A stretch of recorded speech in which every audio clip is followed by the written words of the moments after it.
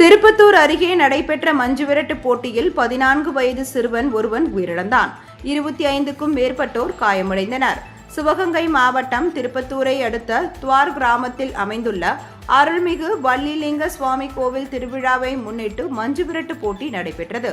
இந்த போட்டியில் சிவகங்கை, புதுக்கோட்டை, மதுரை, தேனி, திருச்சி உள்ளிட்ட பல்வேறு மாவட்டங்களிலிருந்து 350க்கும் மேற்பட்ட காளைகள் பங்கேற்றன. போட்டி தொடங்கியதும் வாடிவாசல் வழியாக ஒன்றன் பின் ஒன்றாக அவிழ்த்து விடப்பட்ட காளைகளை அடக்கிய மாடுபிடி வீரர்களுக்கும் வெற்றி பெற்ற காளைகளின் உரிமையாளர்களுக்கும் விழா குழுவின் சார்பில் பரிசுகள் வழங்கப்பட்டன.